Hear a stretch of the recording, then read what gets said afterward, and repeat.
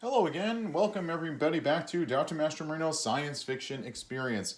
And today we're going to talk about, as opposed to the other day when we talked about villains that you dig, we're going to talk about heroes that you dig and make you figure out why you like them so much. And maybe you actually have to question your choices. What do I mean? Let's start off with one that most people love. Okay, we have the Great Wolverine. In films recently portrayed exceptionally well by Hugh Jackman for any number of reasons. Why do we like him? Any kind of heroes we always like first and foremost because we like the power. It's something that we envy. It's something we wish we could do. It's why ultimately, we don't really want to be one of the Wonder Twins because the ability to turn into water is not exciting. But the ability to heal instantly, the ability to have razor sharp claws coming right out of you, the ability to have a skeleton that is made of indestructible steel, all of this appeals to us at some level because it offers us a level of power, it offers us a level of freedom.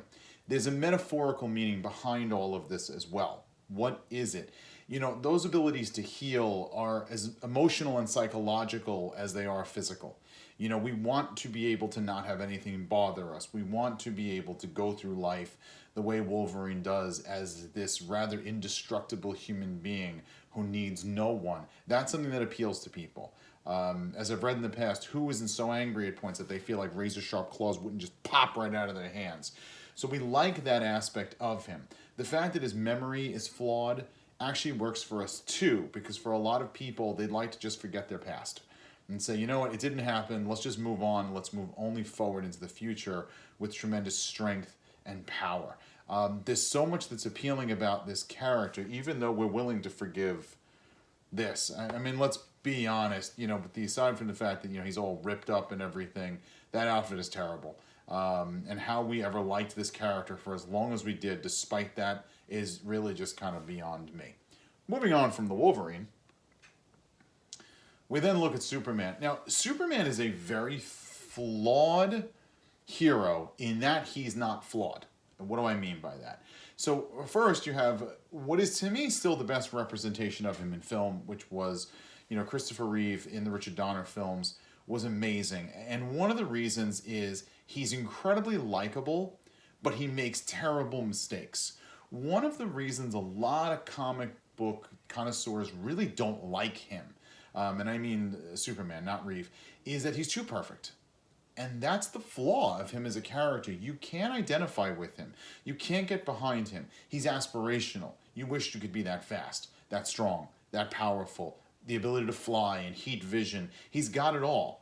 And that's kind of the problem, is that he's got it all, and we can't understand that.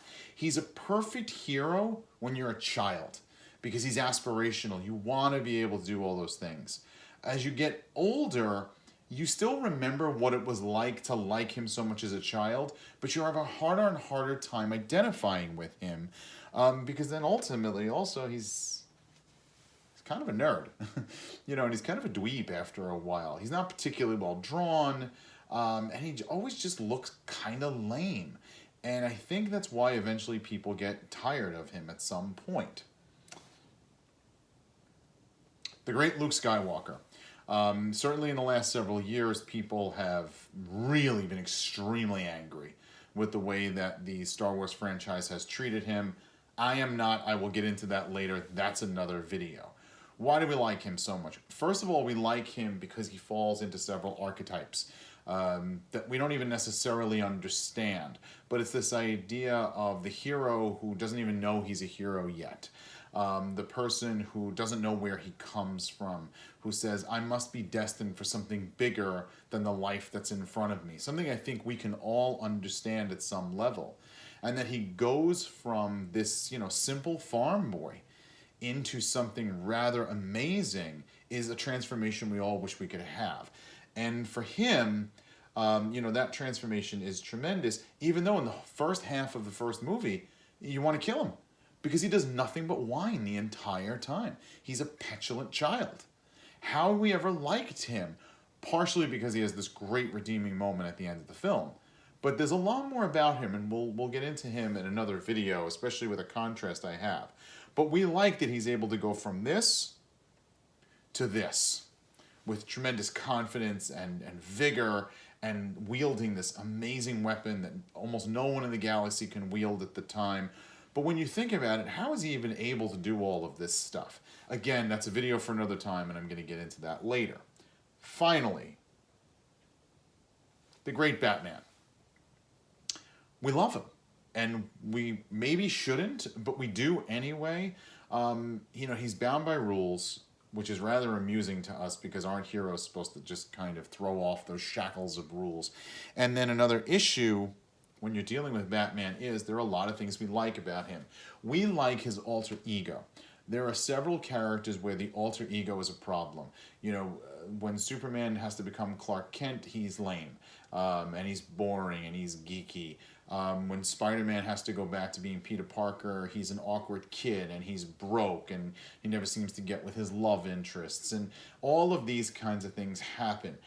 He is somebody who he gets to go home and be this wealthy millionaire, or billionaire now, as it were. He's great at so many things. We also admire him because, unlike the three I just showed you, he really has no superpower. And so everything he has is his. He has to work incredibly hard. He's got to work out really hard. He's got to train hard. He's got to learn how to be a ninja. He has to learn all the science. And he's aspirational again as a figure.